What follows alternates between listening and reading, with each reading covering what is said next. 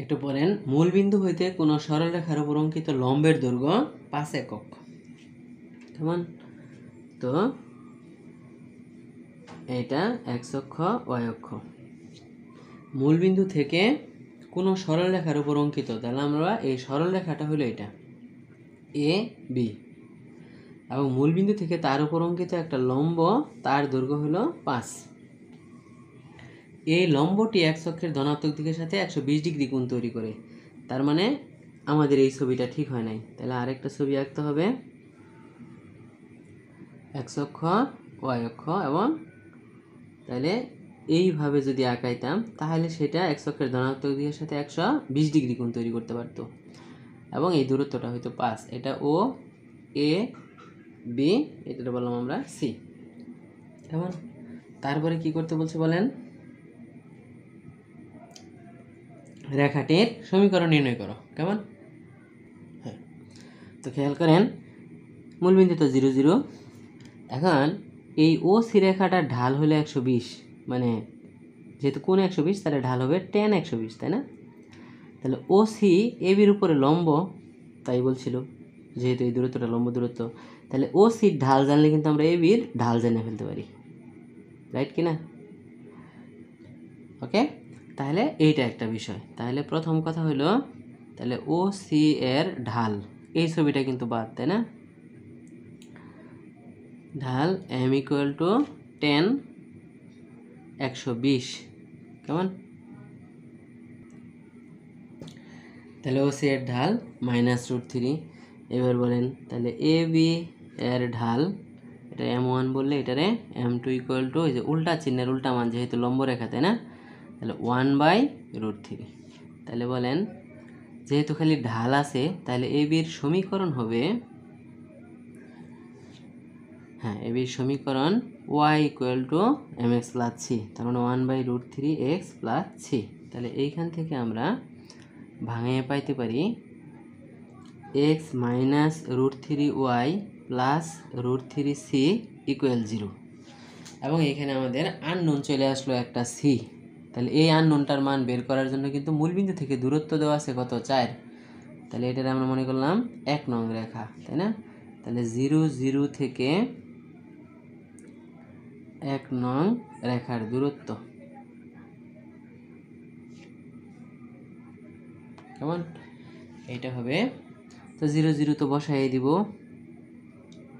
√3c /√1² + √3² modulus = 5।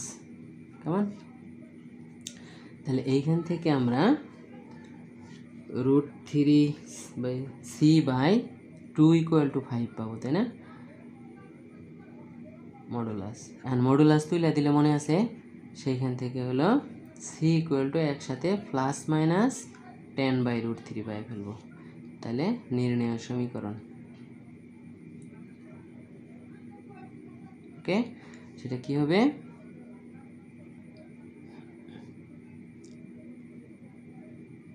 x - √3y + √3c এর মান বসাবো, তাই না? এইখানে একটা গন্ডগোল আছে। সমস্যাটা কোথায়?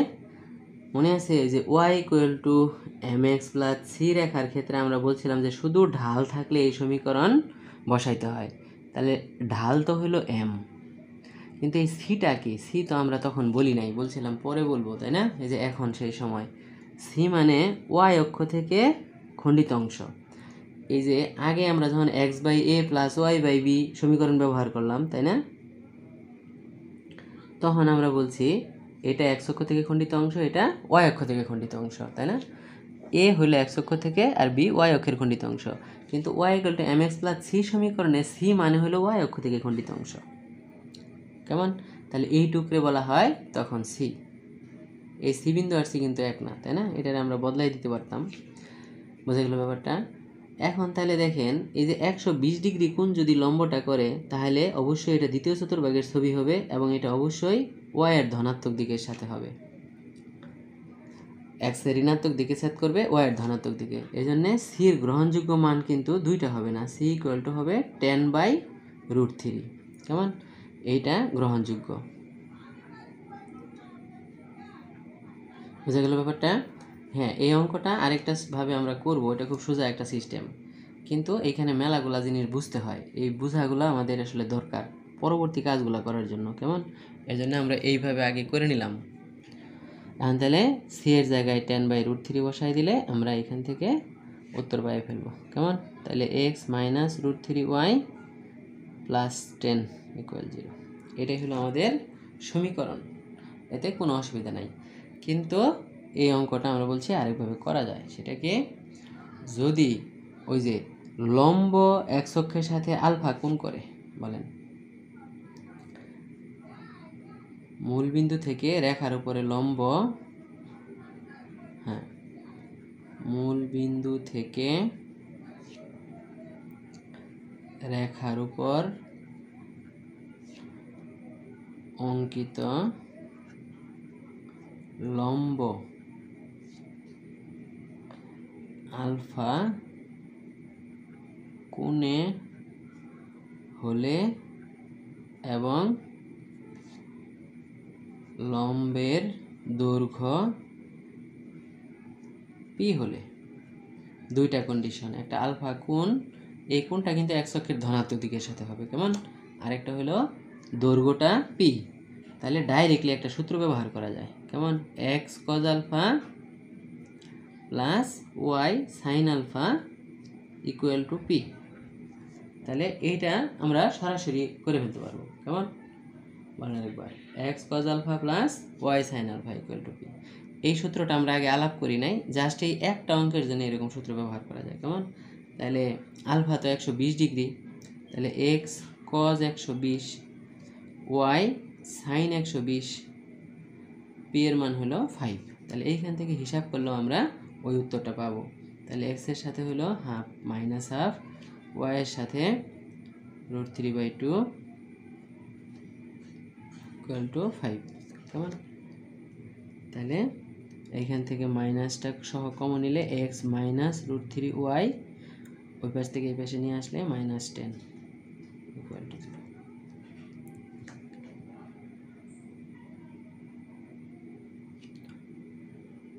বোঝা গেল?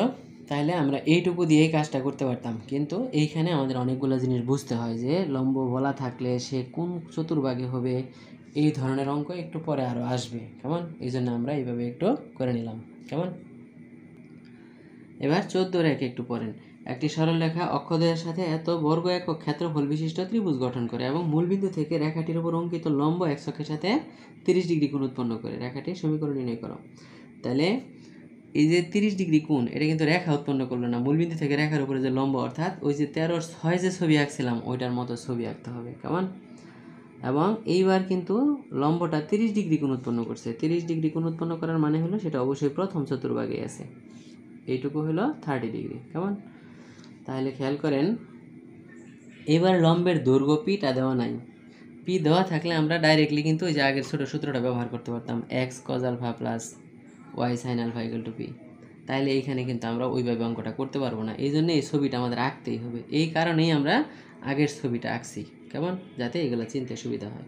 তাহলে একটু খেয়াল করেন, তাহলে সরলরেখা অক্ষদ্বয় বললেই তো আমরা বলছি যে x/a plus y/b equal to 1 আকৃতির রেখা, কেমন?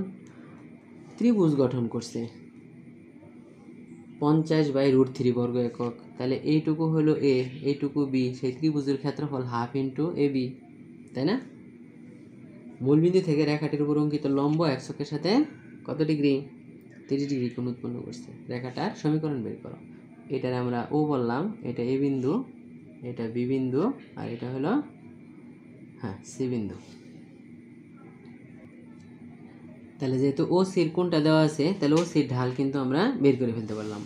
তাহলে এর সাথে এ বি লম্ব, তাহলে লম্ব রেখার ঢালের উল্টা চিহ্নের উল্টা মান। তাহলে এখন আমরা যদি সমীকরণ ধরে নিতাম যে এ বির সমীকরণ ঢাল আছে যেহেতু, তাহলে লিখতাম কি y equal to mx plus c, তাই না? তার মানে এখান থেকে আমরা পাইতাম √3x minus y equal to C.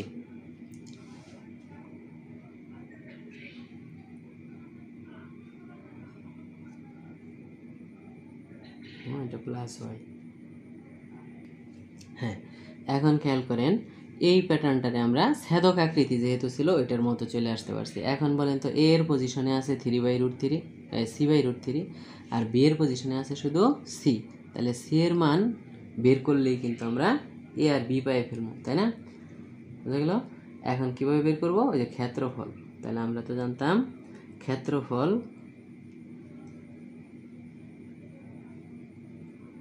Half A B, তার মানে half of c/√3 into C. এইটা শর্ত মতে দেওয়া আছে 50/√3। তাহলে এইখান থেকে কিন্তু আমরা সি স্কোয়ার ইকুয়াল টু পাবো 100 এবং সি ইকুয়াল টু 50। কেমন? দুঃখিত 10 বর্গমূল, তাই না? সি এর মান আমরা পাইয়া ফেলাইলাম 10। ওকে, তাহলে সি পাইয়া ফেলাইলে বলেন আমরা যদি এইখানে বসাই দেই তাহলে অঙ্ক হয়ে যাবে, আর এইখানে এর মান বির মান বাইর করে দিয়ে বসান তাও হয়ে যাবে। তা আমার মনে হয় ওই পর্যন্ত যাওয়ার দরকার নেই, আমরা এইখান থেকেই পাইয়া ফেলবো, তাই না? অতএব নির্ণেয় সমীকরণ কেমন? হ্যাঁ, সি এর মান মাইনাসটা নিব না আমরা, কেন বুঝছেন তো? আবার ওই আগের মতোই ওয়াই অক্ষের ধনাত্মক দিক, তাই না? এমনিতে আপনি এখানে প্লাস মানে লিখতে পারেন, কিন্তু সি ইকুয়াল টু 10 এটাই গ্রহণযোগ্য। ওকে, তাহলে নির্ণয়ের সমীকরণ হলো √3x + y = 10। কেমন? তাহলে আমরা 14-এর 1 নম্বর অঙ্ক করে ফেলাইছি। ওকে, তাহলে 13-র 6 14-র 1 একই স্টাইলেই করা গেল। ওইটা চেনার জন্যে, মানে এই অঙ্কগুলো বোঝার জন্য আমরা ওইটা ওইভাবে করবো। কেমন? কিন্তু পরীক্ষার সময় ছোটোটা দিয়ে করে ফেলবেন, কোনো সমস্যা নেই।